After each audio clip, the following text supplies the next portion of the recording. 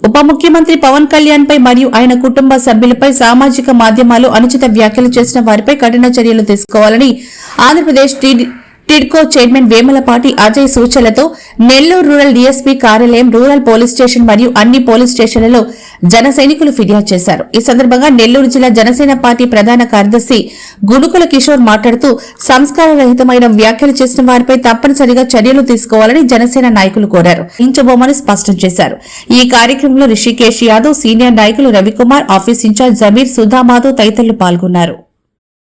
తల్లికో తండ్రికో అక్కకో చెల్లికో చూపించి ఏ వయసు కల్లా వారితో పెట్టాం. ఆడ స్త్రీల మీద ఇటువంటి పోస్టు పెట్టొచ్చా లేదా, ఇక్కడ లేని వారి గురించి ఇటువంటి పోస్టు పెట్టొచ్చా అనేది ఆలోచించి పెట్టండి. సభ్య సమాజం తలదించుకునేటట్లు పోస్టు పెట్టిన మీకు సరైన సమాధానం చెప్పాలి.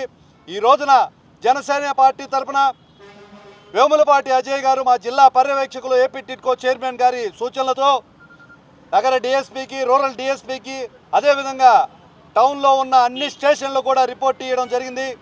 సామాజిక మాధ్యమం అనేది ఒక గొప్ప వేదిక, విజ్ఞానం పంచుకునేదానికి ఒక గొప్ప ప్లాట్ఫామ్. దీన్ని మంచికే ఉపయోగించాలి, విద్వేషాలు రగిల్చేందుకు కాదు. మీ సమస్య ఎవడైనా మీ ముఖాలు చూపించి మాట్లాడవలసిందిగా నేను మరొకసారి మనవి చేస్తున్నాను. ఒక్కసారి మీ ఫోటో పెడితే బతికి బట్ట కట్టగలరేమో ఒక్కసారి పరిశీలించుకోండి.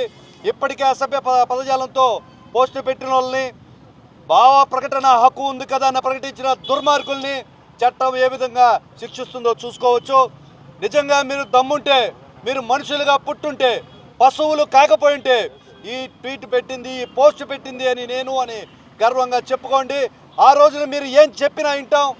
వ్యవస్థాపూర్వకమైన మార్పులు కావాలా, సర్దుబాట్లు కావాలా, ప్రజలకు ఉపయోగపడే ఫెయిల్యూర్స్ ఏమైనా ఉన్నాయా తెలియజేయండి. అంతేగాని ఇంట్లో వాళ్ళని, ఇంట్లో వాళ్ళ తల్లిదండ్రుల్ని, వాళ్ళు ఉన్నారా లేరా అని చూడకుండా మీరు వాడే పదజాలం వల్ల సమాజానికి మీరు ఉద్ధరించేది ఏం లేవు.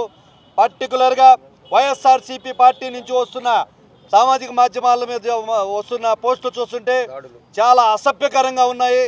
ఖచ్చితంగా దాడిని వైఎస్ఆర్సీపీ నాయకులు ఎదుర్కొనేదానికి సిద్ధంగా ఉండండి అని నేను తెలియజేస్తున్నాను. సామాజిక మాధ్యమాల్లో మీ నాయకుడు పోస్టు పెట్టుకుంటున్నారు.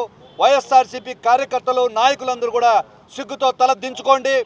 ఎక్కడైతే మీ నాయకుడిని ప్రైజ్ చేస్తున్నారో అక్కడ కుటుంబ సభ్యులను చూడకుండా, ఆడవారిని చూడకుండా నీచాతినీతంగా మాట్లాడుతున్న వాళ్ళకు బుద్ధి చెప్పండి. ఇకనైనా ఆ పోస్టు పెట్టించడం మానుకోండి. పెట్టేవారు ఎవరో గమనించి సరైన చర్యలు తీసుకోండి అని సవినయంగా తెలియజేస్తున్నాను.